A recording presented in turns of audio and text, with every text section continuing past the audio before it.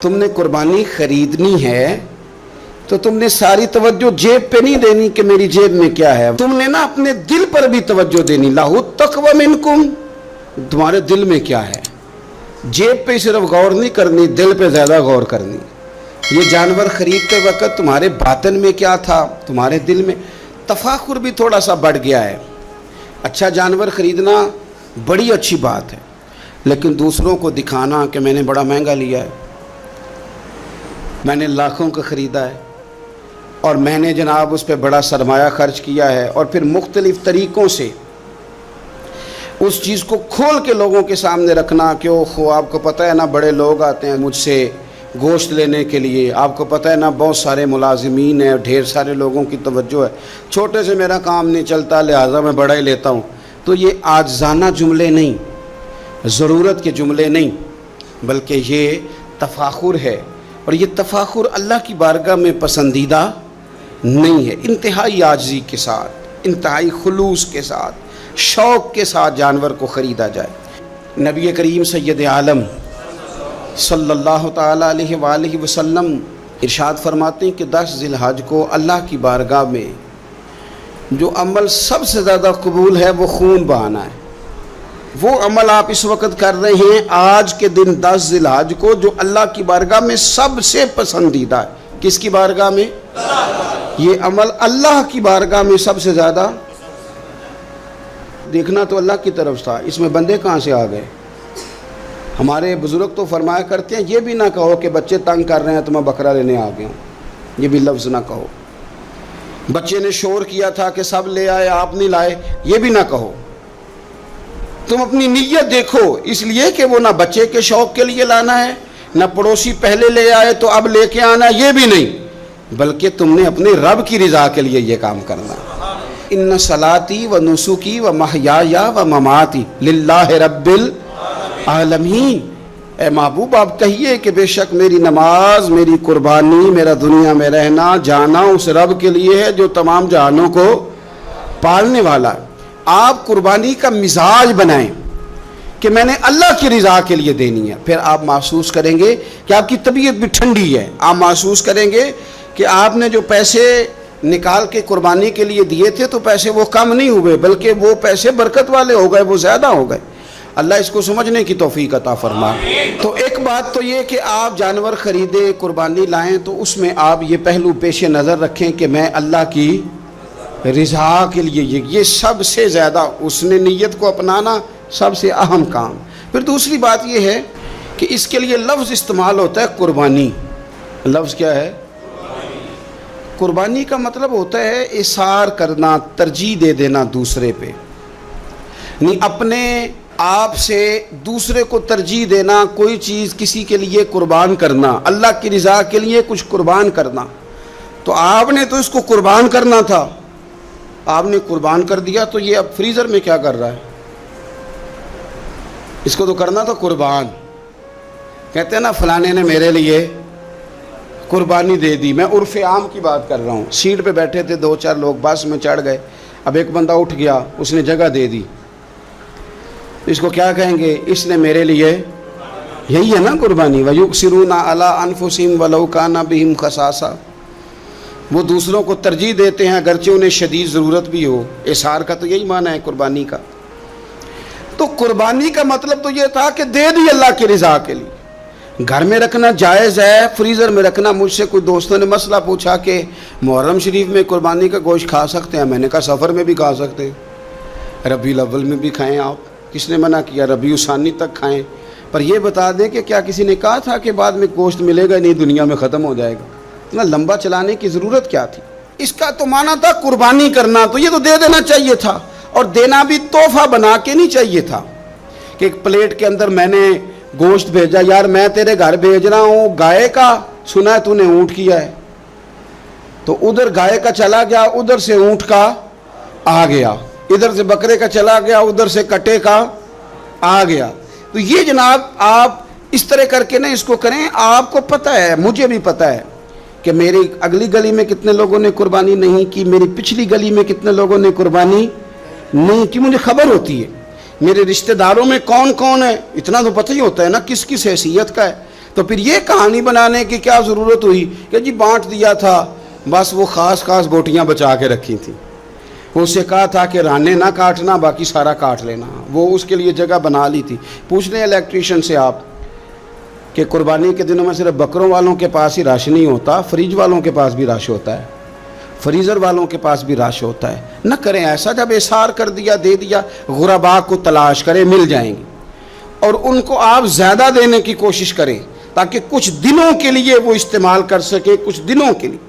میں نے یہ دیکھا ہے کہ جو لوگ بیچارے تھوڑے سے بھی خوددار ہوتے ہیں وہ بچتے ہیں کہیں شاپ پر لے کے جانے میں، اور جو لوگ روٹین میں دے رہے ہوں کسی سال انہیں مس کرنا پڑ جائے تو وہ پریشان ہوتے ہیں۔ ایسے لوگوں تک پہنچنا اور اس انداز میں پہنچنا کہ ہم یہ تحفہ پیش کرنا چاہتے ہیں، یہ بڑی خیر کی بات ہے۔ تھوڑی توجہ کریں اور ان لوگوں کو تلاش کریں۔ اب یہ حالات جو کچھ سالوں سے بنے ہیں یہ حالات تشویشناک ہیں۔ امیر آدمی کا تعلق امیروں کے ساتھ بن جاتا ہے تو اسے محسوس نہیں ہوتا کہ بل آئے تو کتنی پریشانی ہوتی ہے، اسے محسوس نہیں ہوتا کہ کچن چلانا کتنا، تعلق بن جاتا ہے نا امیر لوگوں کے ساتھ۔ یعنی جو امیر لوگ ہیں ان کے گھروں میں یہ ڈسکس کبھی نہیں ہوتا ہوگا کہ لاہور جانے کا کرایہ بڑھ گیا ہے، کبھی نہیں ڈسکس ہوتا ہوگا، کیونکہ وہ کبھی بھی بس پہ بیٹھ کے لاہور جاتے ہی نہیں۔ یہ ان گھروں میں ڈسکس ہوتا ہے جن گھروں میں کرایہ دینا پڑتا ہے۔ تو کمر توڑ مہنگائی ہے، چیزیں لوگوں کی پہنچ سے دور ہوتی جا رہی۔ اس موسم کے اندر اللہ نے کچھ لوگوں کو موقع دیا ہے کہ وہ پوری گائے ذبح کریں گے، وہ پورا اونٹ ذبح کریں گے، وہ کئی بکرے کاٹیں گے۔ تو بھئی آپ تو کھاتے رہتے ہیں، اب ادھر سفر کریں جن لوگوں کے پاس یہ سارا سال چیزیں اس وافر انداز میں میسر نہیں ہوتی، ان کے ہاں آپ جائیں، آپ وہاں ان چیزوں کو بانٹیں اور تھوڑے شوق کے ساتھ بانٹیں۔ جب آپ بانٹتے وقت چہرے پہ سلوٹ لے آتے ہیں نا، آپ لوگ ابھی آ گئے، ابھی تو گوشت بنایا بھی نہیں، آپ کو دیں گے، مل جائے گا، آپ کی جو چہرے کی سلوٹیں ہیں، لفظوں کا ترش ہونا ہے، وہ کئی دفعہ وہ مزہ خراب کر دیتا ہے۔ مزے کو خراب نہ کریں، آپ چلے جائیں۔ کوئی ضروری نہیں ہے کہ آپ لوگوں کی گردنیں جھکا کے خوش ہوں، یہ کوئی کام نہیں ہے کہ کوئی آپ کے سامنے جھولی پھیلائے تو آپ کہیں میں بہت بڑا آدمی ہوں، یہ کوئی کمال ہے؟ یہ آپ کس چکر میں پڑ گئے؟ یہ اللہ کی مخلوق ہے، ہمارے دینے سے کیا لوگ روز روٹی کھاتے ہیں؟ میرا رب ہی عطا کرتا ہے تو مخلوق پیٹ بھر کے کھاتی ہے۔ تو اگر آج اللہ نے ہمیں ذریعہ بنا دیا ہے تو ہمیں پھر یہ رویہ اختیار، قربانی ہے کیا؟ صحابہ نے پوچھ لیا ما ھذہ الاضحیہ، حضور قربانی کیا ہے بتائیے۔ تو اب قربانی کا ایک سادہ مفہوم ہے کہ مخصوص جانور مخصوص وقت میں اللہ کے قرب کی نیت سے ذبح کرنا قربانی ہے، اور اس میں بتا دیا گیا کہ گائے بھینس اور بھیڑ بکری اور اونٹ، اور اس میں ساری اقسام شامل ہیں، نر بھی، مادہ بھی، خصی بھی، غیر خصی بھی، سارا کچھ شامل ہے۔ یہ بھی ایک جملہ تھا، بتا دیا جاتا۔ پوچھا یا رسول اللہ قربانی کیا ہے؟ پتہ ہے حضور نے فلسفہ کیا بیان کیا؟ فرمایا سنتی ابیکم ابراہیم، یہ تمہارے باپ جناب ابراہیم کا طریقہ ہے، قربانی جناب ابراہیم کا یہ حضور نے بیان کیا۔ تو صحابہ نے عرض کی حضور طریقہ ہے حضرت ابراہیم کا، تو ہمیں کیا ملے گا؟ فرمایا ہر بال کے بدلے اللہ نیکی عطا فرمائے، جانور کے بدلے نہیں، جانور کے ہر۔ تو حضرت ابراہیم نے قربانی کیسے کی؟ قرآن مجید ہے اور سورہ صافات ہے، حضرت ابراہیم کی قربانی بھی قرآن نے بیان کی۔ بات کہاں سے شروع ہوئی؟ جناب ابراہیم نے دعا مانگی ربی ہب لی من الصالحین، اے اللہ مجھے صالح بیٹا عطا فرما۔ اولاد کی طلب صرف ماں کو نہیں ہوتی، باپ کو بھی بڑی ہوتی ہے۔ یہ الگ بات ہے بچے سپورٹر ماں کے ہوتے ہیں، باپ کو بھی بڑی طلب ہوتی ہے۔ ربی ہب لی من الصالحین، اللہ مجھے صالح اولاد عطا فرما، پہلے دعا مانگی۔ رب فرماتا فبشرناہ بغلام حلیم، ہم نے انہیں عقل مند بیٹے کی خوشخبری عطا فرمائی۔ انہوں نے صالح بیٹا مانگا، اللہ نے حلم والا بیٹا عطا کیا، بیٹا مل گیا۔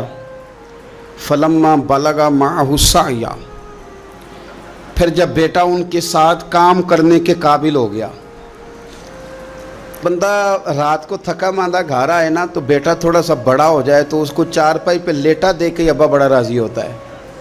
چلے زیادہ शायरों ने शान अम्मा की लिखी हैं, इसमें शक कोई नहीं, उन्होंने नहीं अब्बा की तरफ तवज्जो दी, उनकी मर्ज़ी है।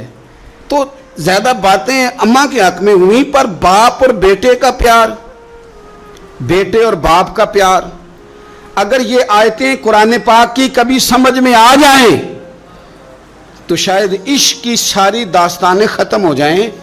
बेटा भी अपने बाप से बड़ा ही प्यार करता है, बाप भी अपने बेटे से बड़ा। ये दुआ हज़रत इब्राहीम ने मांगी, या अल्लाह साले बेटा दे।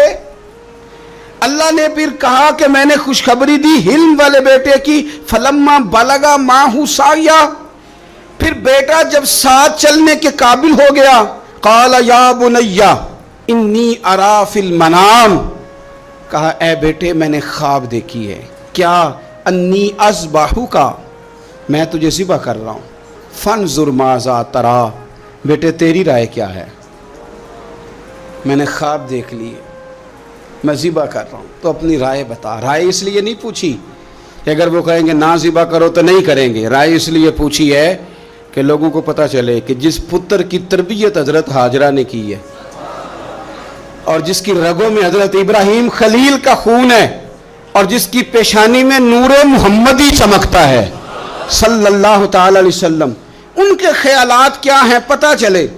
और ये पूछा भी इसलिए ताकि लोगों को समझ आ जाए कि अगर हज़रत इब्राहीम ज़िबा करने को तैयार थे तो जनाब इस्माइल ज़िबा होने को तैयार, लोगों की समझ में बात आ जाए। फंजुर माज़ा तरा, तेरी क्या राय है, कुर्बान जाएं। ये भी अंदाज है बेटे का बाप के साथ। ये नहीं कहा कि अब्बा जी ज़िबा कर दें आप, ये नहीं कहा। खाला या अबतिफ अलमा तो उमर, कहा है अब्बा जी आप करें वो जिसका आपको हुक्म दिया जा रहा है। रब जो कहता है ना आप वो मेरे साथ कर दें। अगर अल्लाह कहता है ज़िबा करें तो ज़िबा कर दें, अगर वो फरमाता है इसके टुकड़े टुकड़े करें तो टुकड़े टुकड़े कर दें। जो रब कहता है वो करें। मुझे आप इंशाअल्लाह सब्र करने वालों में से पाएंगे। करें, मैं तैयार हूँ, करें। बेटा है, सालों के बाद जनाब इब्राहीम ने देखा है, अब वो इस उम्र को पहुंचा है कि वो काम करने के काबिल हुआ, साथ चलने के काबिल हुआ, हुक्म आ गया। देखो एक मुश्किल वो होती है कि तबलीग करनी है, काफिरों को रास्ते में मुश्किल आ गई। एक मुश्किल वो थी कि काफिरों से लड़ाई करनी थी तो रास्ते में मुश्किल है। यहाँ तो कुछ भी नहीं, बैठे बिठाए रब ने कह दिया करो बेटा ज़िबा।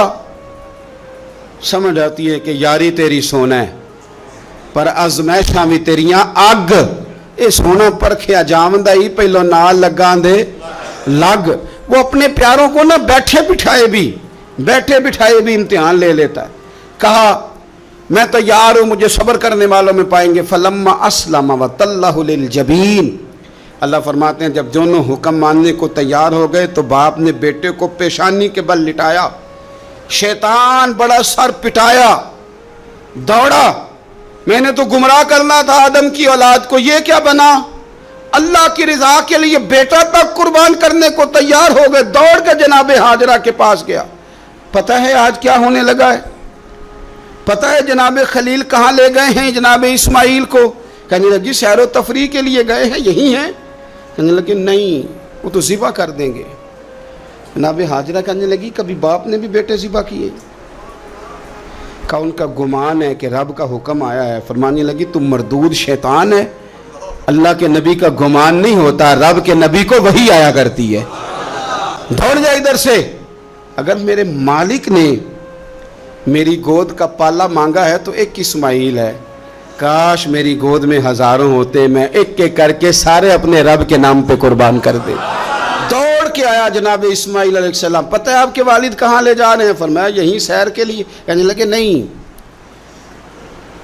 उनको तो ख्वाब आई है, रब का हुक्म आया है, वो तो ज़िबा कर देंगे। तो फरमाया ठीक है, मेरे वालिद ज़िबा करेंगे तो मैं ज़िबा हो जाऊँगा।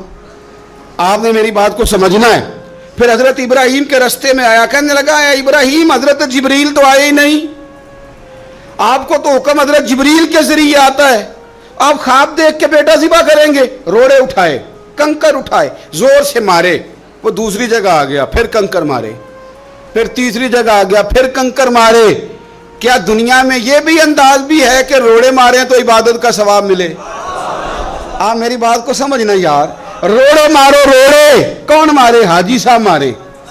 एक दफा मारे, कहा नहीं 3 दफा मारो, 3 दिन मारो, आओ रोड़े मारो। या अल्लाह, रोड़े मारना भी इबादत है? पत्थर मारे, कंकर मारे, फरमाया मारो ना, तुम्हें पता नहीं ना कि वो जायका कितना है जब मेरे खलील ने मेरी खातर रोड़े मारे थे, मेरी खातर रोड़े मारने भी इबादत करार दे दिया। सहाबा ने पूछा या रसूल अल्लाह, ये जो हम कंकर मारते हैं जमरात को, इसका भी सवाब है? फरमाया ये तो तुम्हें मिजान अमल में क़यामत के दिन पता चलेगा ना अजर कितना है, ये तो तुम्हें तब पता चलेगा। रोड़े मारे हजरत इब्राहिम खलील ने, फलम्मा अस्लमा व तल्लहु लिल जबीन, दोनों तैयार हो गए। बाप ने बेटे को पेशानी के बल लिटाया। मुफस्सिरीन कहते हैं खुद कहा था जनाब इस्माइल ने, अब्बा जी सीधा लिटा के ज़िबा ना करना, हो सकता है चेहरा देखें तो आपसे छुरी ना चलाई जा सके, आंखों पे पट्टी बांध लो, मुझे उल्टा करके लिटा लो और मेरे हाथ पैर बांध लो। बेटे वो क्यों? कहा आप वालिदी नहीं, पैगंबर भी है, पैगंबर भी जद्दुल अंबिया अबुल अंबिया इब्राहिम खलील। ऐसा ना हो कि मैं मौत आते वक्त तड़पूं तो कुछ खून उड़े, तो मैं अल्लाह के नबी की बेअदबी नहीं करना चाहता, मुझे ज़रा बांध ले। बाप ने बेटे को बांधा, छुरी पकड़ ली और गर्दन पे चलाई। फलम्मा अस्लमा व तल्लहु लिल जबीन। आप कभी मज़ा तो ले इन आयतों का। दोनों तैयार हो गए। बाप ने बेटे को गर्दन के बल लिटा लिया। वनादैनाहु अन या इब्राहीम, रब फरमाते हैं हमने आवाज़ दी ए इब्राहीम। आप कभी देखें को बंदा काम कर रहा हो तो पीछे से को देखने वाला आवाज़, ओ ठहरना ठहरना ठहरना, ज़रा मज़ा ले। वनादैनाहु अन या इब्राहीम, अल्लाह फरमाते हैं हमने आवाज़ दी ए इब्राहीम, कद सदक़त रुया, आपने तो ख्वाब सच कर दिखाया है। ए इब्राहीम, आपने तो ख्वाब सच कर दिखाया। इन्ना कज़ालिका नजज़िल मुहसिनीन, हम इसी तरह नेकों को बदला देते हैं। इन्ना हाज़ा लहुवल बलाउल मुबीन, बेशक ये बड़ी आजमाइश थी, बेशक ये खुली आजमाइश थी। मैंने कहा था कुरान की आयतों का भी मज़ा लिया करें, ये खुली आजमाइश थी। जब आजमाइश लेने वाला कहता है आजमाइश खुली थी और देने वाले ने सच कर दिखाई, तो फिर हज़रत इब्राहीम की शान देखी ना कितनी बुलंद है। लेने वाला कहता है आजमाइश खुली थी। वफ़दैनाहु बिज़िब्हिन अज़ीम, और हमने उन्हें बचा लिया फिदिये में अजीम ज़बीहा देकर। अल्लाह ने ना फिर दुम्बा भेजा जन्नत से। हज़रत इब्राहीम ने छुरी चला दी थी, रोकी कोई नहीं, छुरी चला दी और जब पूरी तरह ज़िबा हो गया तो आंखें खोली तो आपने देखा कि नीचे दुम्बा ज़िबा हुआ पड़ा है और जनाब इस्माइल दूर खड़े मुस्कुरा रहे हैं। तो हज़रत इब्राहीम की ज़ुबान से निकला अल्लाहु अकबर, अल्लाहु अकबर। आपकी बात सुन के जनाब इस्माइल भी पुकारे अल्लाहु अकबर, अल्लाहु अकबर। ये लफ्ज़ सुने तो हज़रत जिब्रील बोले, कहने लगे ला इलाहा इल्लल्लाहु वल्लाहु अकबर। जब उन्होंने ये कहा तो हज़रत सैयदना इब्राहीम फिर बोले, कहने लगे अल्लाहु अकबर वलिल्लाहिल हम्द। अल्लाह को ये लफ्ज़ भी बड़े प्यारे आए। फरमाया पढ़ो ना, 9 ज़िलहज की फजर से लेकर 13 तक पढ़ो ना ज़रा सारे, अल्लाहु अकबर, अल्लाहु अकबर, ला इलाहा इल्लल्लाहु वल्लाहु अकबर, अल्लाहु अकबर वलिल्लाहिल हम्द। फरमाया ये पढ़ते रहो। उन्होंने पढ़े थे मिल के तो मुझे बड़े प्यारे लगे।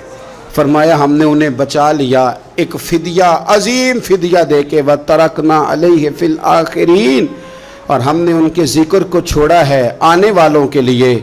क्या लफ्ज़ है कुरान के, कुर्बान होने को दिल करता है। ये बात बयान करके पता क्या फरमाया? रब ने फरमाया, रब ने फरमाया, खुदा खुद मीर मजलिस बूद, रब करीम ने फरमाया। क्या फरमाया? फरमाया सलामुन अला इब्राहीम, कुर्बान जाए, सलामुन अला इब्राहीम। क्या बात कहाँ ख़त्म हो रही है, कहाँ पहुँच रही? क्या अंदाज? सलामुन अला इब्राहीम, सलामुन अला इब्राहीम। फरमाया सलाम हो इब्राहीम पर, सलाम हो इब्राहीम पर, सलाम हो। हुजूर फरमाने लगे गुलामों याद रखना कुर्बानी हज़रत इब्राहीम का तरीका है। ये वो तरीका कभी बेटे भी किसी ने ज़िबा किए, ले आए मैदानों में बेटे ज़िबा करने, ले आए। मेरे नबी पाक सैयद आलम सल्लल्लाहु अलैहि वसल्लम ना शौक़ करते कुर्बानी का। बड़ी प्यारी चीज़ कोई हो ना तो बंदा कहता है बड़ी प्यारी, बड़ी लाडली, कहता बेटे ये चीज़ है तेरी तरह संभाल लेना, بڑی قیمتی چیز ہو تو بندہ بیٹے بیٹیوں کہتا ہے آؤ نہ تمہیں دکھاؤں. رسول پاک علیہ السلام فرمانے لگے اپنی لاڈلی بیٹی سیدہ فاطمہ الزہرا کو.